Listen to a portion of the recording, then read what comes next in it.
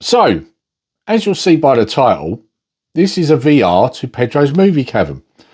And the minute he tagged me in this, I knew I had to do it because this is an interesting idea. Like, this is something that most people don't normally think of. You know, you'll get a lot of community questions like favourite film or top five or something like that. But this was completely different. This was pick 6 films and do a film festival. So I've got to come up with the name, you know, the topic, I suppose, behind it, what films I've picked, and then kind of give a bit of knowledge as to why I've picked these films. And I thought, yeah, this is really good. But you know what? I thought I'd put a little bit of a twist on this one because I'm going to approach this from the point of view of a youngster that's not seen these films before.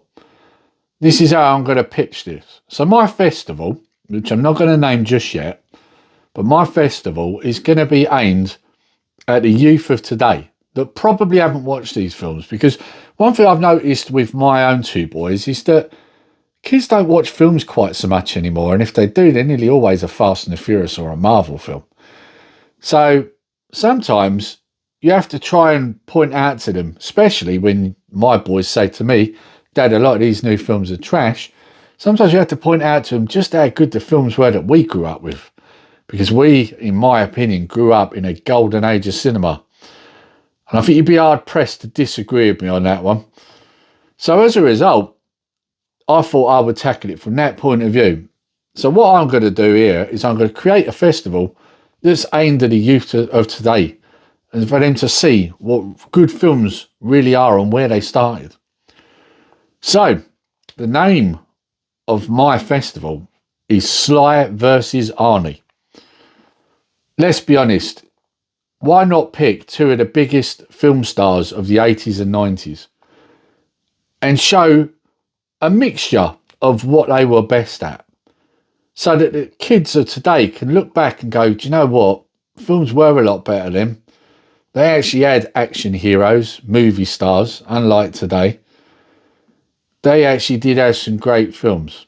Now, what I should point out, these are a good list of films, and admittedly, in some cases in a franchise, not my favourite film of the franchise. However, like I said, I'm introducing this to a new audience. You know, you can't start on the 2nd or 3rd film if you're introducing somebody new to it. You've got to show them from the start of what made that series so great. Anyway, I've waffled on about this long enough. Let's get on with it. Now, you will see me look off to the side occasionally because I have got a list, just so I remember what films are where. So, as I said, Sly versus Arnie. Big giveaway, yes. Night 1, Sylvester Stallone. Night 2, Arnold Schwarzenegger. So, let's get into it. Night 1, what's my first film? So, my first film is First Blood from 1982. Let's be honest, First Blood is where it all started. And you can tell how good of a franchise it was and is because of the fact that it had many sequels. 4 sequels. You know, I wouldn't be surprised if Stallone cranks one out again in the next few years. It really wouldn't surprise me. Stallone seems to keep going forever. But let's just look at where it all started. It all started with an ex-Vietnam vet who's just floating through looking for his friends, only to find out that his last friend he had left, that he served with, has passed away. So he then decides to carry on drifting, goes into a local town, he wants to have some food, get warm for a bit, and he starts getting picked on by a local sheriff. And then he gets arrested. And of course what happens? PTSD kicks in, and all of a sudden Rambo becomes a soldier again in Vietnam, and he feels he's fighting for his life. And all his training as a Green Beret is kicking him. Now, I'm not going to give any more than that away, because like I say, this is meant to be for people who have never seen these films. But come on, you've got to admit, that sounds pretty intriguing as a story, right? And let's be honest, we have had stories probably similar to this since, but they've never been done as good as that. First Blood was where it was at, and this started off as a book. And although I haven't read the book, I have heard the book is good, but it is different. And from what I've heard, I think I kind of prefer the film. So anyway, that's my first choice, First Blood. Right, so then we come to the second film, and of course, you know, another big franchise. In fact, probably the biggest franchise that Stallone's ever been involved in, because it really did kick off his career, and that is Rocky. Now, Rocky 1977, is it my favourite film in the franchise? No, it's not. The third one is. Bet a lot of you were thinking 4, weren't you, when you was looking at this? When I came into this franchise, 4 wasn't out yet. And I'll be honest, it had 2 of my favourite people in it. It had Hulk Hogan, who of course plays Thunderlips, and it had Mr. T from the A-Team, who played Clubber Lang. Such a great film, and that's why that's my favourite, because of the people who are in it. The supporting actors are what makes that film, and it's very different to the 2 that came before. However, like I said before, I'm introducing this franchise to a new group of people. And so you've got to start where it all began, and that's Rocky 1. And this is the thing. Is it my favourite? No, but it is still a great film. Rocky is a good film, and it really holds up. You can still watch it now, and it's still like it came out yesterday. Yeah, all right, some of the cinematography looks a bit dated, and it does a bit of its time. However, the story is timeless. You know, it's all about the underdog who will fight tooth and nail against the opposing force, who is a guy that, let's be honest, is at the top of his game, slightly spoiled, and the world is his oyster. So what happens here? Well, we get a self-entitled guy takes on a guy that will literally fight and claw his way to get what he wants, and we end up with a very interesting, compelling conclusion to this story. I'm not going to say any more, but this is a very good film. And of course, it goes on, the story goes on, and every time they brought another film out, with the exception of Rocky 5, I should add, it added more to the franchise, and it got better and better. You know, so there's some great lines in the later ones where Rocky talks to his son about how hard you can get hit and keep moving forwards. Great lines, great words to live by. And just think, if we hadn't have got Rocky 1, we probably would never have got that. So Rocky's special. That's where it all started. So we've got Rocky, we've got Rambo. What else have we got? Well, another favourite of mine, one of my favourites, other than those other 2 franchises, Demolition Man from 1993. Demolition Man, again, is another film that's aged very well. He's got a great supporting actor, Wesley Snipes, who's a fantastic martial artist and comes across really good in this. You know, he acts just like a comic book villain, you know, perfect for this sort of film. And of course, there's some humour in here. There's also some serious aspects. But as a whole, this film's there to give you a message. And I would say that message is very relevant nowadays, more so probably now than when it came out. There's a very strong 1984 vibe running through this film. And for you youngsters, if you're watching who don't know what that is, look it up. You'll see what I'm on about. This film is a dystopian future where you're not allowed to say certain things, you're not allowed to eat certain things, you've got to do what you're told. You know, you're not allowed to use bullets in your guns if you're a police officer. You're not allowed to manhandle people. You get fined when you swear. You know, a lot of it is what we're seeing now, you know, with some of the laws that are getting passed now. You know, let's not forget, we all had a certain virus a while back where we was all made to do as we was told, follow rules, and if you argued, you got arrested. You know, these are all things. And now we've had a law that's been passed in Scotland, restricting what people can say and what they can't say because the law's been passed saying it's illegal. These are all very similar, aren't they, to what went on in Demolition Man. But of course, you're a youngster and you haven't watched this film, so you won't know what I'm talking about. Watch this film, guys, and tell me I'm wrong on this. If you're a youngster today and you've not seen this film, give it a watch and just let me know in the comments below. Was I right? Are there some similarities? Is it almost like we was getting warned all them years ago? Is this film timeless? I think you'll find the answer to all of them is yes. So that's my Sly night. Let's get on to my Arnie night, which is night number 2. So we're going to kick this off with Predator 1987. Anybody watching this knows it's one of my favourite films. Any youngsters around, you probably might have watched one of the later ones, which in most cases are god awful. But Predator is where it all started, and Predator is still the best. This is a great film. There's a lovely twist in this film, which I'm not going to give away, because when I first watched this film, I was about 9 years old.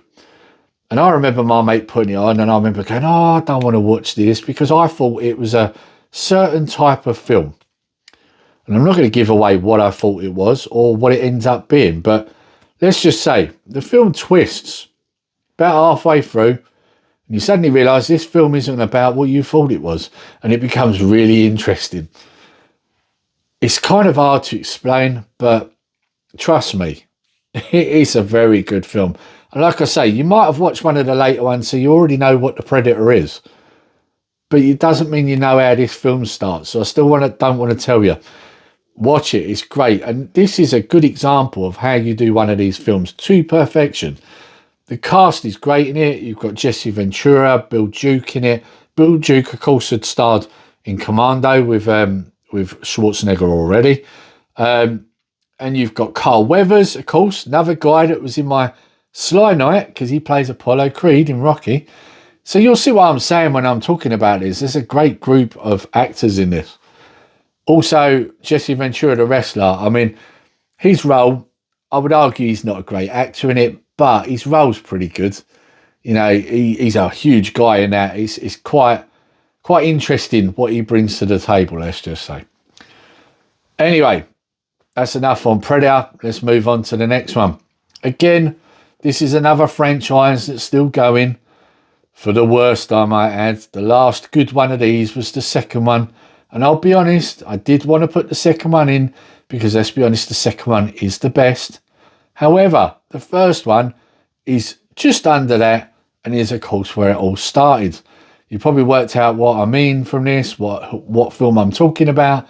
That is The Terminator from 1984.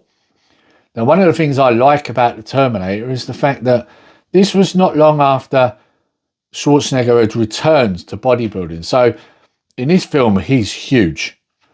And I think that really adds to the character he portrays, you know, of an unstoppable force.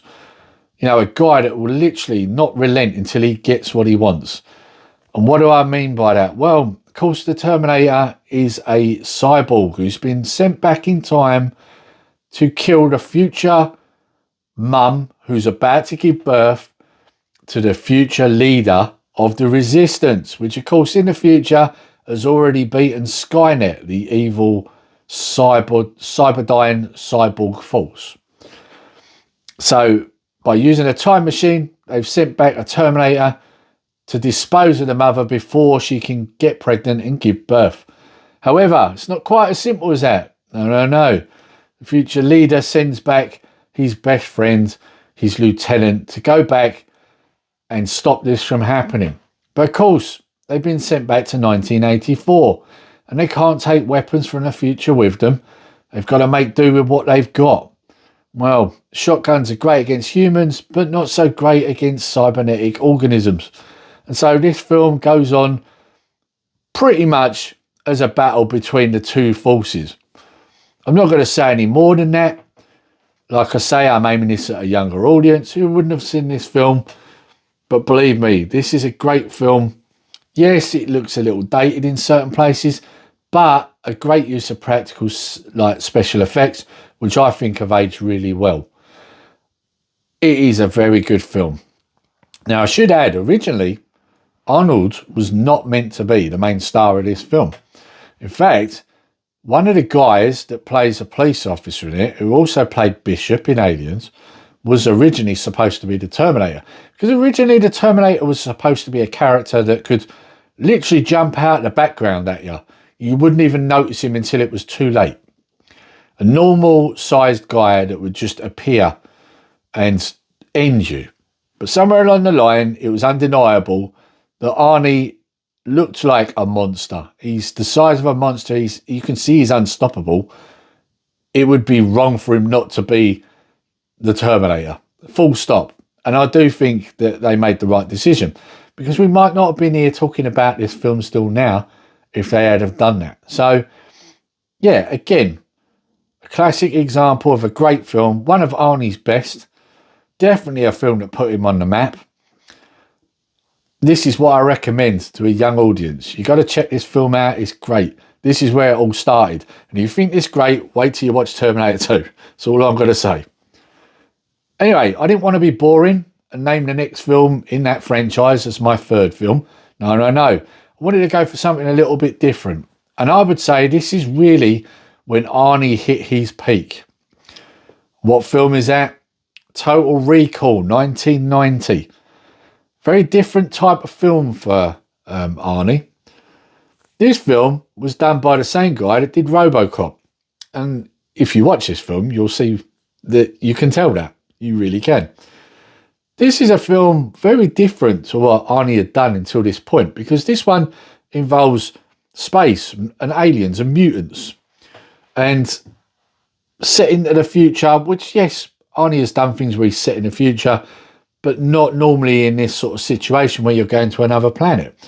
And so this made it a very interesting type of film.